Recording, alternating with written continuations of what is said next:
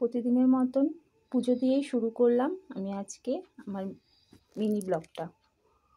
তো আমাদের ভিডিও যদি তোমাদের ভালো লাগে তোমরা লাইক কমেন্ট করো আর সাবস্ক্রাইব করতে ভুলো না প্লিজ। পাশে থাকা বেল আইকনটাও প্রেস করে দিও যাতে আমাদের ভিডিওর প্রথম নোটিফিকেশনটা তোমরাই দেখতে পাও। তো আমি প্রতিদিনের রান্নারও কিছু কিছু রেসিপি শেয়ার করি আমার ডেইলি সিম্পল লাইফস্টাইলে। তোমরা যদি দেখতে চাও আমাকে জানিও, আমি লিঙ্কটা তোমাদেরকে দিয়ে দেবো।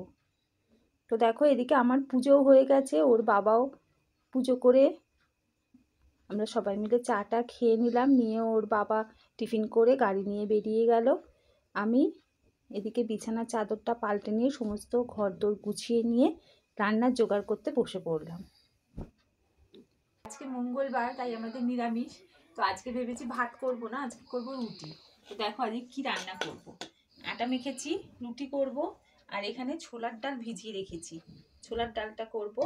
আর করব কুমড়ো দিয়ে আলু দিয়ে নারকেল দিয়ে ছক্কা, কুমড়ো আলুর ছক্কা। তো রেসিপিটাও তোমাদের আমি দিয়ে দেবো। তো কীরকম লাগলো তোমরা আমাদের জানিও কমেন্ট করে। তো চলো এখনকার রান্নাটা সারি, তারপর তোমাদের সাথে শেয়ার করব। তো দেখো আমার রান্নাও রেডি হয়ে গেছে, রুটি, ছোলার ডাল আর কুমড়ো আলু নারকেল দিয়ে তরকারি।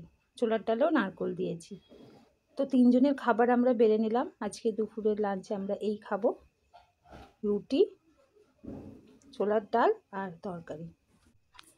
তো আমাদের খাবার আমরা রেডি করে নিয়েছি। এই দুটো রেসিপিও তোমরা পেয়ে যাবে, যদি দেখতে চাও আমাকে জানিও।